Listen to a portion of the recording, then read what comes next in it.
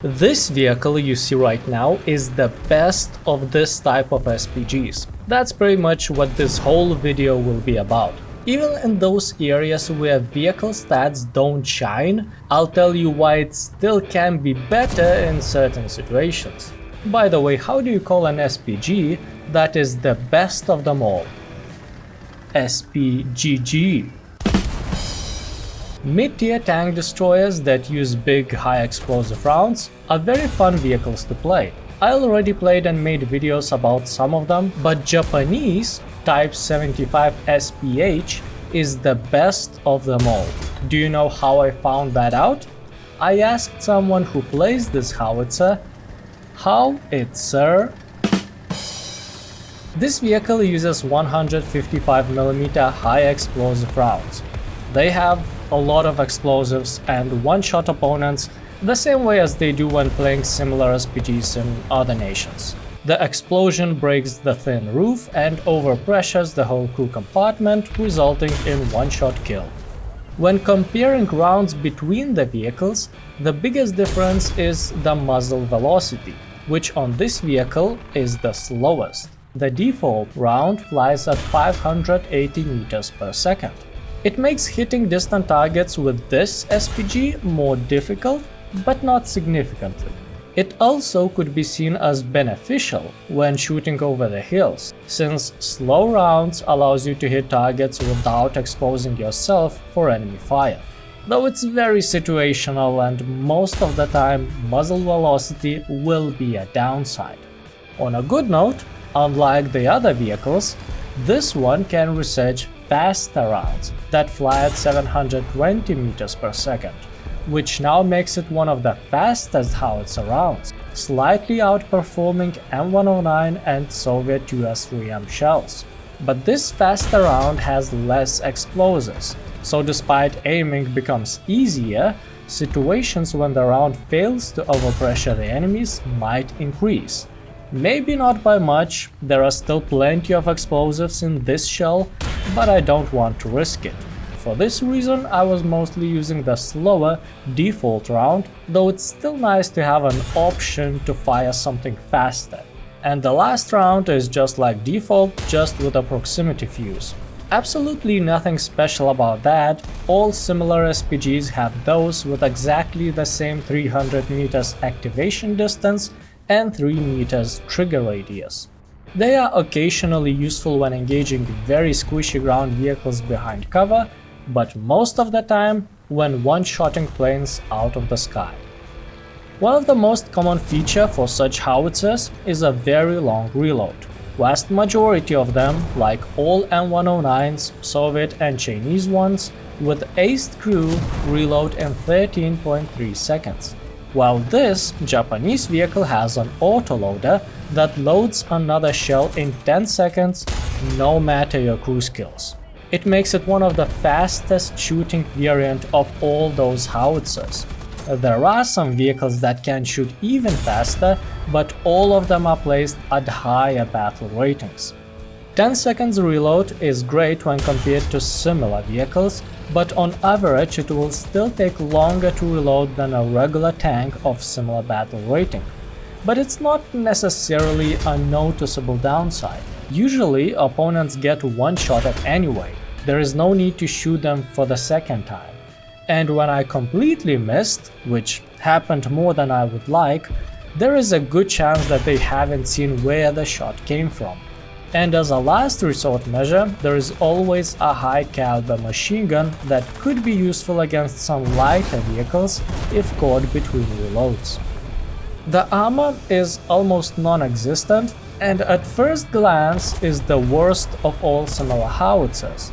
But the armor is made of aluminum alloy 7039, while M109, despite having 2mm more armor, is made of aluminum alloy 5083, which is even less effective, so technically this Japanese vehicle doesn't have the worst armor, though it doesn't really change anything.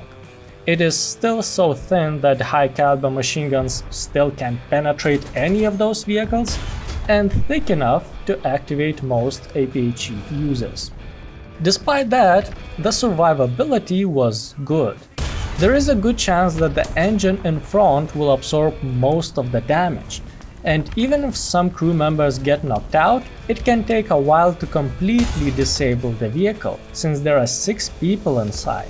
Furthermore, since this SPG uses an autoloader, losing all 3 loaders will have almost no effect on vehicle's performance. That is especially handy when attacked by planes. Usually they will knock out a few crew members, making the reload too slow for most howitzers to fire back before next attack, while this vehicle always reloads in 10 seconds, no matter how many crew is left.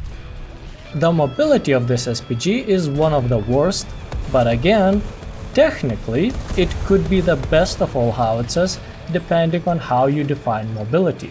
If it's about maximum speed, then yes, Type 75 SPH is definitely the slowest. It can reach only up to 47 kph.